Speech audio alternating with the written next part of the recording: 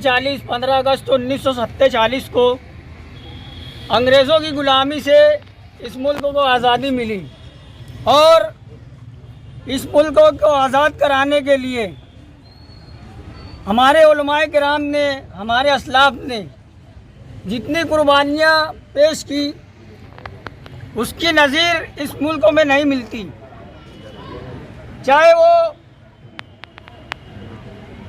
देवबंद दारुल उलूम देवबंद से मुंसलिक उलमाए किराम हो या मुल्क के दीगर हिस्सों से मुंसलिक उलमाए किराम जिन्होंने इस मुल्क को अंग्रेज़ों की ग़ुलामी से आज़ाद करने के लिए और अंग्रेज़ों के जुल्म और ज़बर और तशद्दुद से इस मुल्क को बचाने के लिए और मुल्क में गंगा जमनी तहजीब बाकी रहे, आज़ादी के बाद इस मुल्क में फ़िरका परस्ती ना बढ़े या परवान ना चढ़े, इसको लेकर के उलमाए किराम ने भी बहुत कोशिशें की। देखिए माशाल्लाह 15 अगस्त को यौम आज़ादी का दिन है आज। इस मुल्क के लिए मुसलमानों ने बहुत ज़्यादा कुर्बानियाँ दी हैं। ताजमहल मुसलमानों का दिया हुआ है।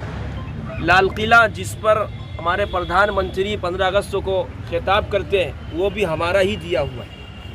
इसी तरह से इनकलाब जिंदाबाद ये जो नारा लगा था ये भी मुसलमानों ने ही दिया था।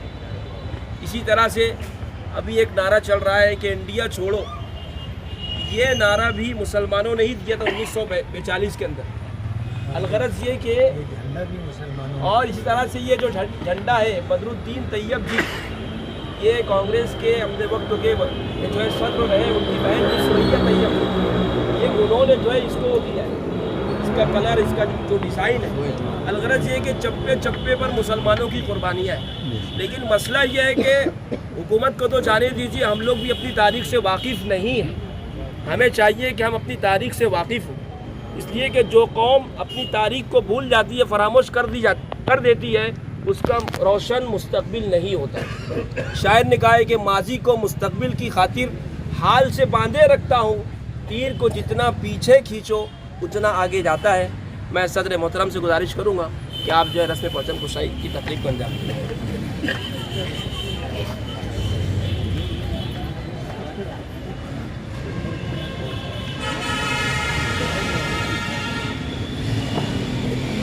एक साथ सब लोग सावधान की हालत में हो जाए।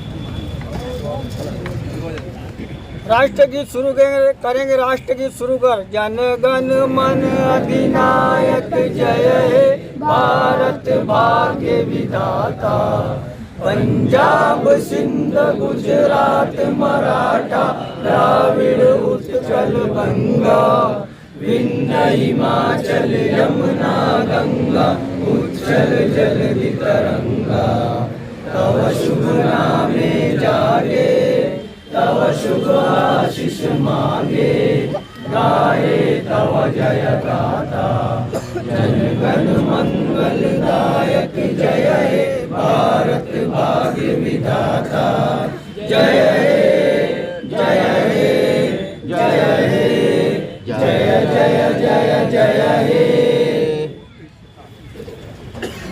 आज शंखनाद किया जाने वाला है भिड़े गुरुजी की जो संगठन है उसकी जानिब से, और वो हिंदू राष्ट्र के निर्माण के लिए पहला कदम मालेगांव से, ऐसा क्यों?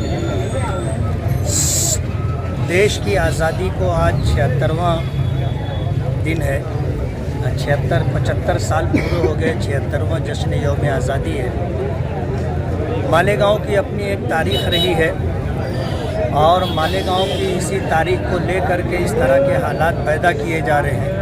देश आज़ाद हुआ था, हमारे अकाबिरीन और बुज़ुर्गों ने, जिन्होंने देश की आज़ादी के लिए एक सियासी पार्टी को साथ लेकर के जद्दोजहद और कोशिश की थी, और उनसे हमेशा ये मुतालबा किया था कि जब देश आज़ाद होगा तो देश के लिए जो कानून बनेगा वो कानून सेकुलर होगा, और सेकुलर मुल्क में इस देश में रहने वाले तमाम लोगों को मुकम्मल आज़ादी हासिल होगी।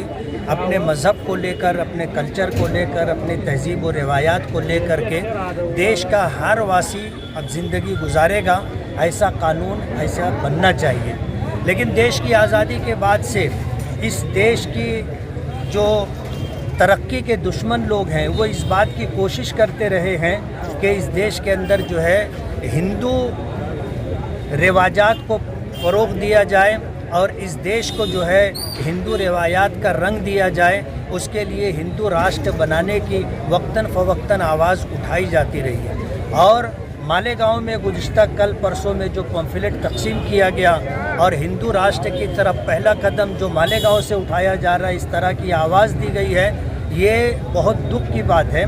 और ये फ़िरका परस्ती है, नफ़रत का माहौल और फ़िरका वाराना माहौल पैदा करके इस देश की आज़ादी को सल्ब करने की और ख़त्म करने की कोशिश की जा रही है। हम इसकी भरपूर मजम्मत करते हैं और संविधान के दायरे में रहते हुए इस मुल्क को जो कानून, जो संविधान डॉक्टर बाबा साहब अम्बेडकर और उनकी कमेटी ने जो 200 से ज़ायद अफराद पर मुश्तमिल थी, जो दस्तूर दिया है, जो आइन दिया है, हम उसकी पासदारी करते हैं और इस संविधान और इस कानून को बाकी रखने की हर मुमकिन जद्दोजहद और कोशिश करेंगे। आज इस मुल्क के अंदर गिने चुने हिंदू तंजीमों से वाबस्ता लोग हैं जो हिंदू राष्ट्र के लिए आवाज़ उठाते हैं, लेकिन मुल्कों की अक्सरियत आज भी सेकुलर मिजाज रखती है और वो हिंदू राष्ट्र के ख़िलाफ़ है। हम तो इस तरह के मामले में जमीयत उलमा की जो पॉलिसी है वो ये कि हम अपने मज़हब के ऊपर पूरे इस्तिकामत के साथ, साबित कदमी के साथ जमे रहेंगे और अपने मज़हब के साथ किसी तरह का कोई समझौता नहीं करेंगे। और इस मुल्क को डॉक्टर बाबा साहब अम्बेडकर ने जो गैर मजहबी दस्तूर दिया है कि यहाँ की सरकार गैर मजहबी सरकार होगी और इस मुल्क में बसने वाले सभी लोगों को मज़हब के तई मुकम्मल आज़ादी हासिल होगी।